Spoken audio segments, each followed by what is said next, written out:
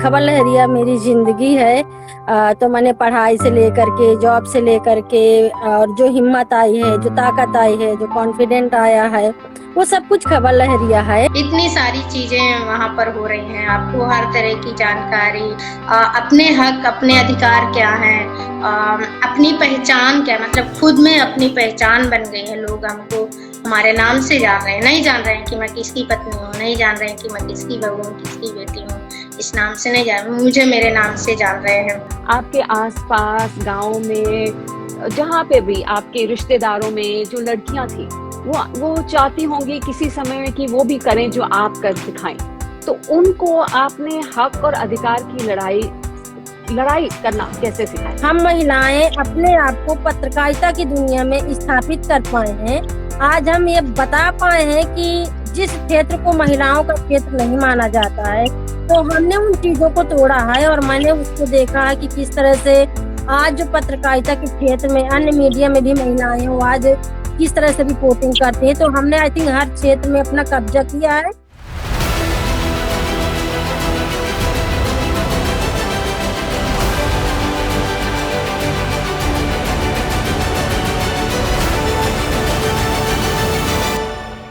नमस्कार, good evening, आप सबका टेबल टॉक में स्वागत है। Today two very special guest, two very special women joining me today, Khabar Lahariya, the only collective of rural journalists who run a newspaper, a digital format across the country.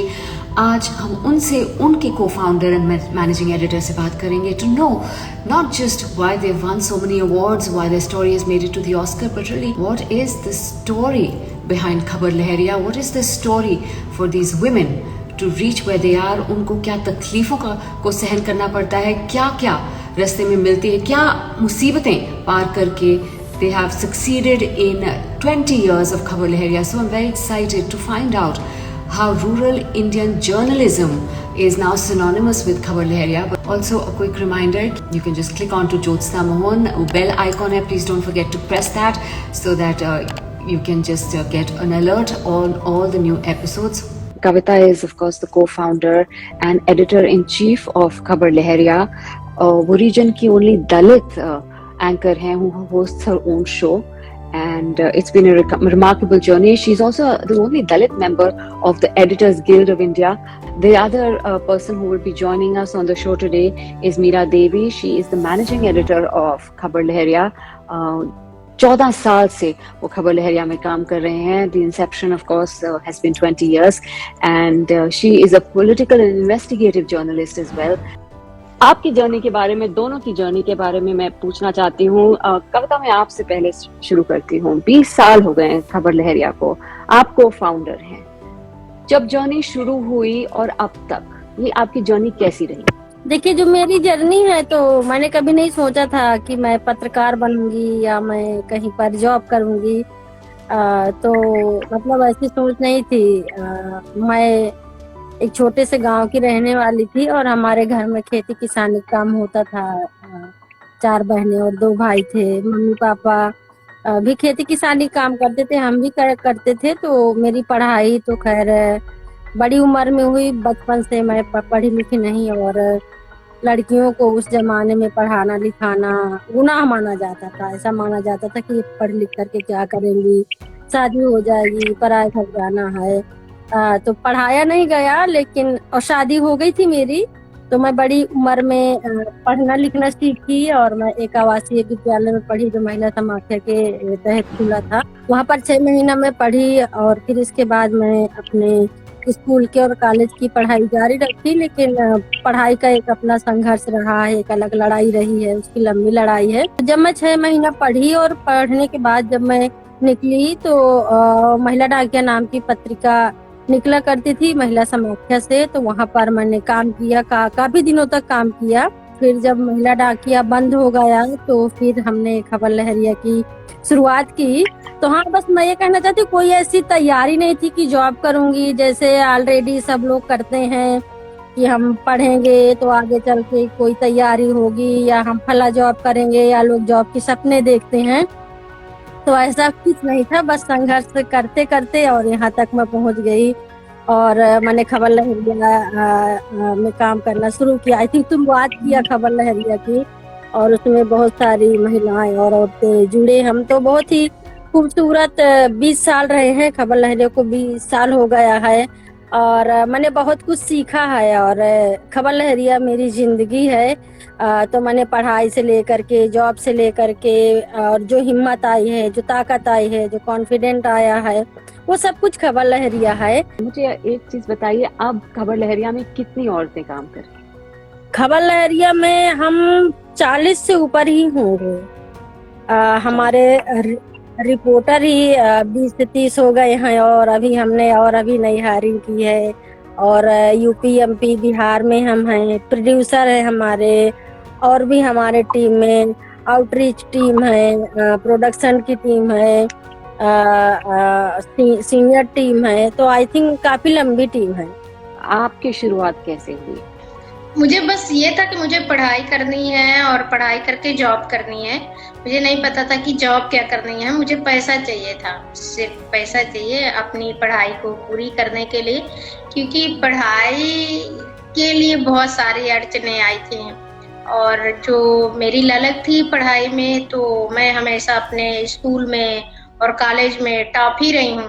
तो ये हर साल का top करना मुझे आगे ले जा रहा था, लेकिन पैसे मतलब आर्थिक रूप से बहुत पीछे जा रही थी कि पढ़ाई नहीं पूरी हो पाएगी। या फिर ये भी रहा है कि जो एक सोच होती है ना, आज मैं अपने मम्मी पापा को नहीं मैं कोसती हूँ, क्योंकि वो उसी बैकग्राउंड से आते हैं कि लड़कियों को पढ़ाना नहीं है ज्यादा, 5वीं पास करके या 8वीं पास करके उनकी शादी करना है और उनको ससुराल जाना है, इसलिए कोई जरूरी नहीं पढ़ाई कराना।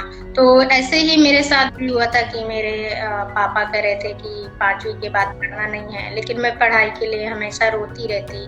फिर जब मैं 7वीं थी तब मेरी शादी हो गई थी, तो अब मुझे 2 परिवारों से लड़ाई लड़नी थी अपनी पढ़ाई के लिए। मेरा ससुराल भी हो गया, मेरा मायका भी हो गया, लेकिन फिर भी मेरी मम्मी सपोर्टेड थी, तो उनके सपोर्ट से मैंने आगे की पढ़ाई करी। जब मैं ग्रेजुएशन कर रही थी तब मेरे को बहुत ऐसे सुनने को मिलता था कि तुम्हारी पढ़ाई में इतना पैसा लग रहा है, उतना पैसा लग रहा है, हम नहीं करेंगे ये वो। तो मुझे लग रहा था कि बस मुझे पढ़ाई के लिए पैसा चाहिए। तो बस मैंने फिर खबर लहरिया में ज्वाइनिंग करी। फिर इस जॉब के साथ मैंने अपनी पढ़ाई पूरी करी। मैंने ग्रेजुएशन पूरा किया, फिर मैंने पोस्ट ग्रेजुएशन किया सोशल साइंस से, पॉलिटिक्स साइंस से, सॉरी। और फिर इसके बाद मैंने बीएड भी किया, और फिर इसके अलावा भी और बहुत सारी चीजें मेरे करने का मन था, लेकिन तब तक मेरी लड़कियां हो गई थी, तो उनकी भी पढ़ाई थी, इसलिए फिर मैंने पढ़ाई छोड़ दी। और मुझे ये भी लगता था कि अब ऐसा मंच मुझे मिल गया खबर लहरिया, जहाँ पर पढ़ाई की जरूरत नहीं है। इतनी सारी चीजें वहाँ पर हो रही हैं, आपको हर तरह की जानकारी, अपने हक, अपने अधिकार क्या हैं, अपनी पहचान क्या, मतलब खुद में अपनी पहचान बन गई है। लोग हमको हमारे नाम से जान रहे हैं, नहीं जान रहे हैं कि मैं किसकी पत्नी हूँ, नहीं जान रहे हैं कि मैं किसकी बहू हूँ, किसकी बेटी हूँ। इस नाम से नहीं जान, मुझे मेरे नाम से जान रहे हैं। मैं अपने निर्णय खुद में ले सकती हूँ, अपना परिवार खुद में चला सकती हूँ। जो सत्ता है वो मेरे हाथ में है, मेरे घर की। आपके आसपास गांव में, जहाँ पे भी आपके रिश्तेदारों में जो लड़कियां थी, वो चाहती होंगी किसी समय में कि वो भी करें जो आप कर दिखाएं, तो उनको आपने हक और अधिकार की लड़ाई करना कैसे सिखाया? कि मेरे परिवार में कोई भी पढ़ा नहीं था, लड़कियां एक भी पढ़ी नहीं थी। मेरे पापा लोग 6 भाई हैं, और 6 भाइयों का जब परिवार होता है तो बहुत लंबी फैमिली होती है, तो पूरा का पूरा गांव है हमारे फैमिली का। तो कोई नहीं पढ़ा था। और जब मैं घर से बाहर निकली पढ़ने के लिए, तो बहुत ताने सुनने को मिले। जब लोगों ने मेरी कामयाबी देखी है कि मैं किस तरह से बाहर जा करके अब जॉब करने लगी हूँ, कहीं पर अगर कुछ होता था वहां पर मैं बोल पड़ती थी, मैं खड़ी हो जाती थी कि ये मेरा हक है, ये मेरा अधिकार है, उसके बारे में तो देख करके मेरे परिवार में सबसे पहले तो मेरे पापा ने 4 बहनों को मेरी पढ़ाया है। मेरे बाद में पापा ने कहा कि पढ़ाई में इतनी ताकत है, मेरी बेटियां जितना पढ़ना, मैं तो अनपढ़ हूँ, मैं तो पढ़ा नहीं हूँ, मेरे मम्मी पापा दोनों अनपढ़ हैं, लेकिन मैं अपने बेटियों को पढ़ा दूंगा। तो चारों बेटियों और 2 बेटों को उन्होंने जमीन बेच करके पढ़ाया। मेरी तीनों बहनें जॉब कर रही हैं। दूसरी बात, जो मेरे गांव की लड़कियां थी, जो मेरे परिवार की लड़कियां थी, मेरे गांव की लड़कियां स्कूल जाना शुरू किया, और आज कई मेरे आसपास की लड़कियां पुलिस में है, कोई आंगनबाड़ी है, कोई आशा है, कोई टीचर है। तो मुझे इतना अच्छा लगता है कि ये जब बदलाव जब एक गांव की लड़की लाती है और उसको देख करके जिस तरह के बदलाव आए, वो मुझे बहुत ताकत देता है। मुझे फिर जब हम 2002 से जब खबर लहरी की शुरुआत की, तो दूर दूर हमें यूपी, एमपी, बिहार में कहीं पर हमें महिला पत्रकार लोकल में देखने को नहीं मिलती थी।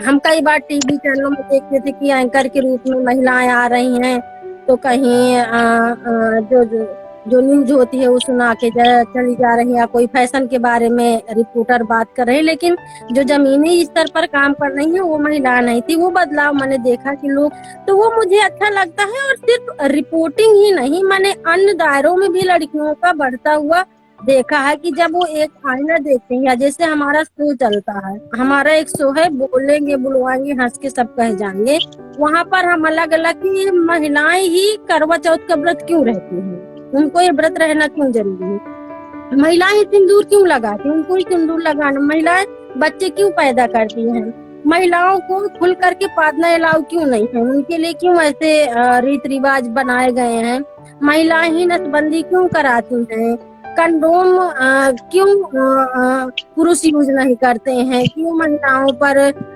जो गोलियां हैं जो उनके स्वास्थ्य पर, तो बहुत सारी चीजें हैं रीत रिवाज से जुड़ी, जिन पर जब हम बात करना शुरू कर देते हैं तो महिलाओं के अंदर वो जज्बा, वो हौसला आता है, वो खुल करके बात करना चाहती हैं। तो मुझे लगता है कि सिर्फ नौकरी तक ही सीमित नहीं है, बहुत छोटी छोटी चीजें, बहुत बड़ी बड़ी चीजें हैं जहाँ पर ये मैंने बदलाव देखा कि महिलाएं बोलती हैं।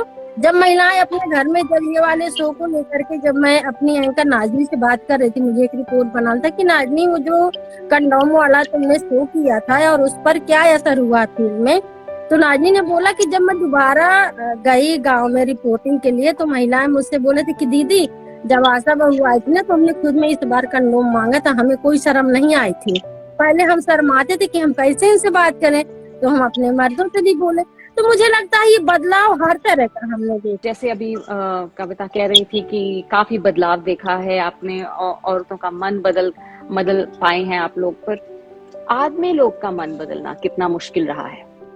जिस जगह पे हम काम करते हैं वहां पर महिलाएं पत्रकार हो सकते हैं, ये माना ही नहीं जाता। पुरुषों के बीच में हम बात कर रहे हैं, पुरुष कैसे बात करेंगे, उनको कैसे ये बात पचेगी कि कोई महिला आकर के उनसे बातचीत करे, कोई सवाल के रूप में या जवाबदेही के तौर पे, चाहे वो प्रधान हो, चाहे वो और भी किसी भी डिपार्टमेंट से हो, चाहे आप विभाग को ले लीजिए। और सिर्फ पुरुष के अपनी बात ही नहीं, अपनी महिलाओं को भी अगर हम उनकी महिलाओं से बात करें तो लोगों को लगता था कि हम उनकी महिलाओं को बिगाड़ देंगे, हम कुछ ऐसा शब्द बोल देंगे या ऐसा कुछ सिखा देंगे, ऐसे ही लोग देखते थे। लेकिन आज जब हम इतने सालों के बाद दोबारा से उस अपनी स्थिति को देखते हैं कि जब 20 साल पहले या 15 साल पहले लोग इस तरह से बात करते थे, इस तरह देखते थे, आज लोग खुद में हमें कहते हैं, उनको खुद में उम्मीद होता है, उनको खुद में भरोसा होता है कि अगर कोई खबर उनके खबर लहरिया में अगर निकलती है तो वो सबसे उनके लिए भरोसेमंद है। प्रशासन में अक्सर जब हम बातचीत करने जाते तो ये कहा जाता कि अभी टाइम नहीं है, या फिर हमसे ही उल्टा सवाल किए जाते कि अच्छा तो आपने सिंदूर क्यों नहीं लगाया, बिंदी क्यों नहीं लगाई है, या फिर आप ये काम क्यों कर रहे हैं, 2-2 रुपए का अखबार लेकर के क्यों भीख जैसे मांग रहे हैं, या आई होंगी कोई होंगी, या फिर ऐसा कि कोई और काम क्यों नहीं कर लेते हो, जितना तुम्हें पैसा मिलता है उसका 2 गुना हम पैसा दे देंगे। या ब्लॉक स्तर में या अर्ध सरकारी स्तर में जाकर के कुछ अचार पापड़ बनाने का काम, या समूह का काम, जो स्वयं सहायता समूह होते हैं वहां पर क्यों नहीं काम कर लेते हो, ये क्या मतलब कि हमको ही, या फिर ये कह देना कि आज नहीं कल आना, या फिर ये कह देना कि रात में आना, ऐसे शब्द यूज किए जाते थे। और आज वही लोग कतराते हैं, वो कहते हैं कि कभी सामना ना करना पड़े खबर लहरिया के लोगों से मतलब सवाल करने पर, उनकी जवाबदेही पर करने पर उनको बहुत डर लगता है खबर लहरिया के सवालों से। बहुत बदलाव हुआ है पुरुषों की, ये जो पुरुष सत्ता है उसको अपने स्तर से लाने में, उन चुनौतियों को झेलने में, झेल करके अपनी जगह बनाए। पत्रकारिता जैसे क्षेत्र में पुरुषों की भीड़ में अपनी जगह बनाना और मन बदलना कि हाँ हम भी पत्रकार हैं। जैसे कोई बड़ा कार्यक्रम हो रहा है, एक व्यवस्था बनाई गई है, पत्रकारों के लिए एक स्पेशल जगह दी गई है, वहां पर पूरे पुरुषों की भीड़ है और वहां पर हम जाकर के अपने को खुद में स्थापित कर पाए हैं उस भीड़ के बीच में कि हम भी पत्रकार हैं। आपको मानना पड़ेगा कि हम पत्रकार हैं और हम भी रिपोर्टिंग करने आए हैं। भले आपके पास बहुत रुतबा है, आपके पास बड़े फोन हैं, ताम झाम होता है, उन सब के बीच में हमने इस पर कभी भरोसा नहीं किया। ये हमारे लिए कोई माने नहीं, हमारे लिए सिर्फ एक फोन और एक माइक ही बहुत बड़ी चीज है, बस वही हो जाए उसी में हमारा भरोसा है। जो जमीनी मुद्दे, हकीकत के मुद्दे हैं, जो ग्राउंड की रिपोर्टिंग है, वो हमारे लिए ज्यादा मायने रखती थी, न कि ताम झाम। ताम झाम के बाद भी मीडिया उन आवाजों को आज तक नहीं निकाल पाती है जो बिना ताम झाम वाली खबर लहरिया आज निकाल पाई है। और कविता, आप मुझे बताइए, जब पहली दफा आप इस भीड़ में गई, आप एक औरत थी, आपके साथ में शायद एक और कोई होगा, पर आदमी लोग आपके आसपास थे, तो आपके मन में क्या चल रहा था उस समय? पहली बार जब हम कहाँ पर गए थे, हम शायद चित्रकूट जिले से ही जब शुरुआत हुई थी, तो एक गांव में हम गए थे रिपोर्टिंग करने के लिए।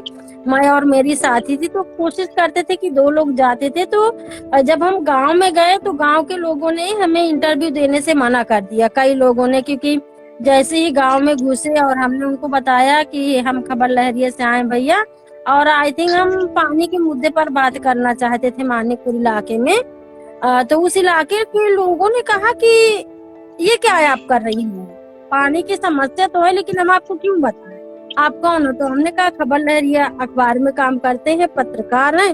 तो बोले हमें नहीं पानी के बारे में, आप क्या कर लेंगी, पानी की समस्या तो ये सदियों से बनी आ रही और हम आपको बता देंगे तो क्या आप हमको पानी दे देंगी, आप हमारे यहाँ नल लगवा देंगे क्या?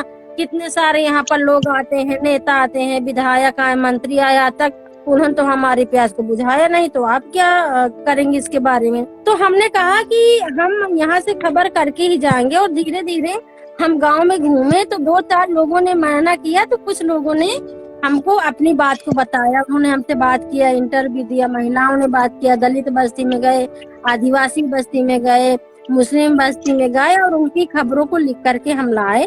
जब हम प्रधान से बात करने के लिए गए तो प्रधान भी बात करने के लिए तैयार नहीं थे, क्योंकि शुरुआती दौर था, तो कोई इतना लोगों का पर कोई विश्वास ही नहीं था। लोग बोले जैसे अन्य अखबार होते वैसे हम भी होंगे। तो फिर भी किसी तरह से कोशिश करके हम उस खबर को छापे। और जब हम जल निगम विभाग में अधिकारी से बात करने के लिए गए और हमने बताया कि आपके इलाके में एक ऐसा गांव है जहां पर पानी की बहुत बड़ी प्रॉब्लम है, सारे हैंडपंप सूख गए हैं और लोग कुएं से पानी लेकर के आते हैं, पीते हैं। तो अधिकारी को गांव का पता नहीं था कि उनके इलाके में कोई ऐसा भी गांव है। तो और हमने उनकी खबर को जा करके अपने अखबार में छापा। तब तक अधिकारी उस गांव में गए जहां का नाम हमने अधिकारी को बताया है, और वहां पर सच में जब देखा कि गांव के लोग प्यासे हैं, गांव में हैंडपंप सारे सूखे पड़े हैं, जो गांव की महिलाएं हैं वो 3-3, 4-4 किलोमीटर से दूर से पानी लाते हैं इस तरह के धूप में, लुआर में, तो वहाँ पे टैंक भी भिजवाए गए और गांव के हैंडपंप को सुधरवाया गया। जब हम अखबार को लेकर के उस गांव में दोबारा बेचने के लिए गए तो लोगों को विश्वास हुआ कि बहन जी आप तो बहुत अच्छा काम करती हैं। बहुत खुश हुए कि पहली बार हमारे गांव में इस तरह की पानी की व्यवस्था हुई है, हमको पानी मिल रहा है और आपका तो अच्छा अखबार है। जब लोगों को अखबार मिला उनके कि अरे भैया ये अखबार तो हमारी भाषा में छपा है, इसमें तो बुंदेली लिखी है, जैसे हम बोलते हैं वैसा ही लिखा है। जब मैं पहली बारी फील्ड निकली तो मुझे बहुत ऐसे लगता था कि पता नहीं लोग बात करेंगे क्या ना करेंगे, और हम क्यों उनके बारे में लिखें। उनकी अपनी प्रॉब्लम है, वो उसके लिए जिम्मेदार है, हम तो कोई होते नहीं है। और हमारे कहने से कुछ हो जाएगा क्या, जहाँ पर इतना प्रशासन है, जहाँ पर राजनीतिक लोग हैं। तो लेकिन धीरे धीरे ऐसे लगा कि हाँ कुछ तो है, मतलब पूछना चाहिए। और जब धीरे धीरे करते रहे तो आज जब भी मतलब कि अगर हम दूसरे जिले भी जाकर के रिपोर्टिंग करते हैं जहां पर हमारी पहचान नहीं है, कोई नया जिला भी अगर कोई मिल जाए, नई जगह में मिल जाए, कोई नया स्टेट भी मिल जाए, तो वहां पर अब इतना कॉन्फिडेंस होता है कि हाँ मैं पत्रकार हूँ और लोग बात कैसे नहीं करेंगे। अब तो गांव में लोग जाओ और मीडिया का नाम बताओ या खबर लहरिया का नाम बताओ, लोग अपने से तैयार होते हैं बातचीत करने के लिए। तो ये कॉन्फिडेंस आया है। जो आपने पूछा था ना कि अनुभव कैसा रहा है, मतलब पहले दिन का और अब, पहले में और अब में अगर देखा जाए तो बहुत बहुत बहुत फर्क आया है।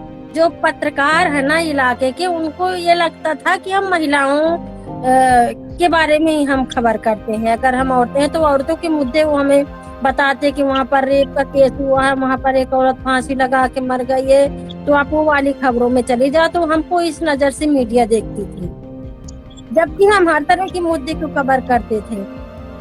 हमारे इलाके में जहाँ पर हम रहते हैं, जहाँ से खबर लहरी की शुरुआत हुई है, डाकुओं का इलाका है, तो बहुत सारे डाकू रहे हैं और डाकुओं की रिपोर्टिंग माने ये मेरी बीट मुझे बहुत पसंद थी। 2012 की बात है, यहाँ का एक कुख्यात डाकू मारा गया था, ठोकिया नाम था। तो जिन जवानों ने मारा था तो वहाँ पर जवान भी मारे गए थे और डाकू भी मारा गया था। तो जवानों की स्मारक बीच जंगल में बना दी गई थी। तो कुछ महीनों के बाद में जो डाकू थे उनको ये बात बहुत बुरी लगी कि जो हमारा जो साथी मारा गया, डाकू मारा गया, उसके लिए कुछ भी नहीं हुआ है, लेकिन उसी मुठभेड़ में अगर जवान मारे गए तो उनके लिए फिर ये स्मारक क्यों बनाई गई है। तो जो डाकू बचे थे, उनकी बाकी की जो गैंग रही है, उन्होंने जाकर स्मारक को गिरा दिया था जंगल के बीच में। तो ये खबर अन्य मीडिया लिख रही थी, तो हमें लगा हम भी लिखेंगे इस खबर को। ये चुनौती नहीं होना चाहिए कि हमने, क्योंकि लोग भी कह रहे थे मैडम जी आपके अखबार में खबर नहीं आई है, डाकू की खबर है इसलिए आपने नहीं छापा। मैं अपने रिपोर्टर के साथ में गई, मैं कहा चलो सुनीता चलते हैं रिपोर्टिंग करने। तो हम जब गए, फतेहगंज इलाका लगता है, और वहाँ से जंगल को चीरते हुए 6 किलोमीटर के बीच में वो स्मारक बनी थी। पैदल की रास्ता थी, हम पैदल चले गए जंगल के बीचों बीच। हमको बहुत डर लग रहा था कि कहीं डाकू ना मिल जाए, कहीं हमको कोई गोली ना मार दे, कहीं कुछ ना हो जाए।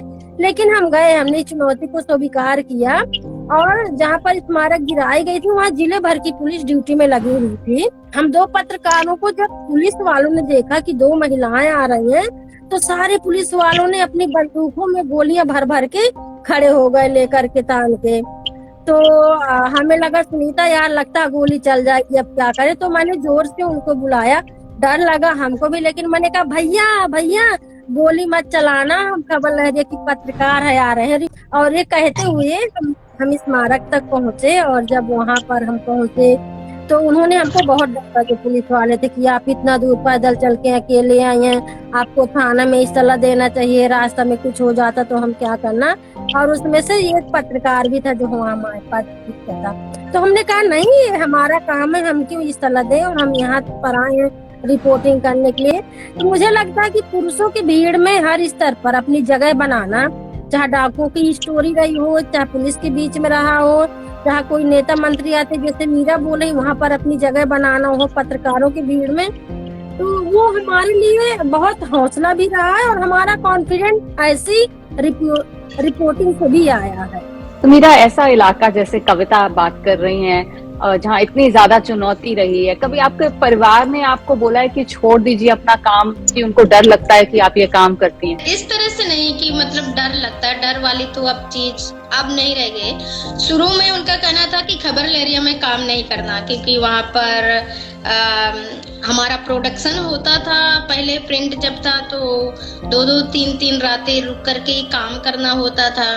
तो लगता था लोगों को कि पता नहीं कौन सा काम होता है जो रात में होता है।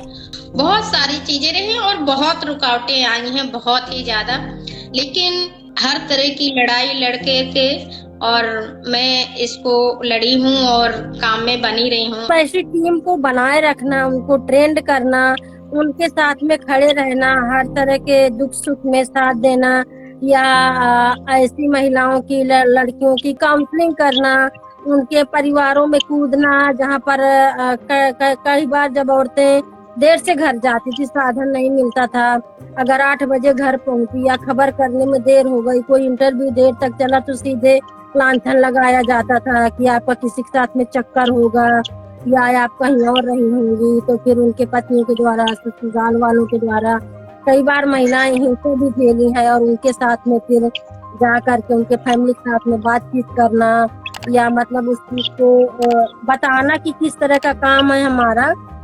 तो मुझे लगता है ये जो टीम आज 20 साल का सफरकार काम को जो पार कर पाई है, उसमें ऐसी चीजें बहुत रही हैं, और हमने टीम के साथ में बहुत लड़ाई लोगों के परिवार से, फैमिली से लिया है, ये दिखाने के लिए कि महिलाएं हैं, अलग दुनिया में काम कर सकती हैं, अलग तरह का काम कर सकती हैं। कई बार तो उनके पति रात में ऑफिस भी आ जाते थे देखने के लिए कि अकेली है, रुकिए कि 2-4 महिलाएं और हैं। तो टीम के साथ में बहुत मतलब इस तरह की चीजों को हमने ऑफिशियल भी झेला है और व्यक्तिगत तौर पे तो झेला है। तो इन 20 साल में आपका सबसे बड़ा संघर्ष क्या रहा? हम महिलाएं अपने आप को पत्रकारिता की दुनिया में स्थापित कर पाए हैं। आज हम ये बता पाए हैं कि जिस क्षेत्र को महिलाओं का क्षेत्र नहीं माना जाता है, जिस क्षेत्र को बोला जाता है कि महिलाएं कोमल हैं, ये पत्रकार नहीं हो सकती, और अगर पत्रकार हो सकती हैं तो उनकी बीट क्या होगी जो अन्य मीडिया में, कि वो राजनीतिक रिपोर्टिंग नहीं कर सकती हैं, वो क्राइम की रिपोर्टिंग नहीं कर सकती हैं। तो हमने उन चीजों को तोड़ा है, और मैंने उसको देखा है कि किस तरह से आज जो पत्रकारिता के क्षेत्र में अन्य मीडिया में भी महिलाएं हैं, वो आज किस तरह से रिपोर्टिंग करती है। तो हमने आई थिंक हर क्षेत्र में अपना कब्जा किया है। जो ट्रेनिंग हमने ली है, वो ट्रेनिंग वो पत्रकारिता की दुनिया को आज हम अन्य महिलाओं को सिखाना चाहते हैं। हमने अपनी चम्मल अकादमी बनाई है, और उसके तहत हम ऑनलाइन ट्रेनिंग देते हैं पत्रकारिता की, कि महिलाएं जो काम के दायरे उनके लिए बांधे गए हैं उनसे बाहर निकलें। सबसे बड़ा जो उपलब्धि है हमारी ऑडियंस है कि 5.5 मिलियन से ज्यादा हमारे पास ऑडियंस है, और वो हमको देखना सुनना पसंद करते हैं। ग्रामीण रिपोर्टिंग, हाशिए पर रहने वाले लोगों को केंद्र में रख के, महिलाओं को केंद्र में रख करके उनकी आवाज को बनना, ये हमारे लिए बहुत बड़ी उपलब्धि, बहुत बड़ी ताकत है। जाने से पहले ये जो दायरा कविता कह रही थी, जो आदमी लोग लगाते हैं, जो सोसाइटी लगाती है, जो कास्ट लगाती है, इसके करते हुए आपकी सबसे ज्यादा चुनौती क्या रही है? ये कि खबर लहरिया जैसे मॉडल को, जिसके अंदर बहुत सारी चीजें हैं, उसको हम लगातार 20 साल से स्थापित किए हैं। सिर्फ अपना ही नहीं, अपना और जितनी भी महिलाएं, लड़कियां काम करती हैं हमारे ग्रुप में, उनको स्थापित कर पाना, ये सबसे बड़ी चुनौती और उपलब्धि रही है। पहुंच है, हम पहुंचना चाहते हैं, ज्यादा से ज्यादा महिलाओं को अपने नेटवर्क में जोड़ना चाहते हैं। वो सिर्फ पत्रकारिता ही नहीं, वो सामाजिक रूप से बाहर निकल करके अपने हक अधिकार जान सके, वो सिर्फ खबर लहरिया में ही काम ना कर सके, वो और कहीं भी जा करके जॉब कर सके, उनको हक अधिकार मिल सके जो लड़कियों के, महिलाओं के हैं। क्योंकि महिलाएं पढ़ी लिखी नहीं है ज्यादा ग्रामीण स्तर पर जहां पर हम काम करते हैं, तो वो ज्यादा से ज्यादा हमारी खबरों को पढ़ें। और अब ऑनलाइन हम पूरी तरह से, टेक्नोलॉजी है, अभी भी है ये चुनौती है कि महिलाओं के हाथ में फोन नहीं है, ये टेक्नोलॉजी, ये डेटा, क्योंकि महिलाओं के हाथ में अगर फोन है तो फिर उसको अलग ही तरीके से देखा जाता है, उसकी एक अलग ही कहानी है। तो ये हमारी चुनौती है और इस पर हम कामयाब होना चाहते हैं, और मुझे सपना है, और मुझे यकीन है कि आप कामयाब होंगी। आप दोनों से बात कर बहुत अच्छा लगा। मैं चाहती रहूंगी कि आप अपने माइक और अपने सवालों से लोगों को डराते रहें, और अपने साथ और भी औरतों को लेते जाइए, काम करते जाइए। बहुत बढ़िया काम है। आपसे बातचीत आगे बनती रहेगी, मगर आज के लिए मैं यहीं खत्म करूंगी। बहुत बहुत शुक्रिया मेरे साथ आज बात करने का।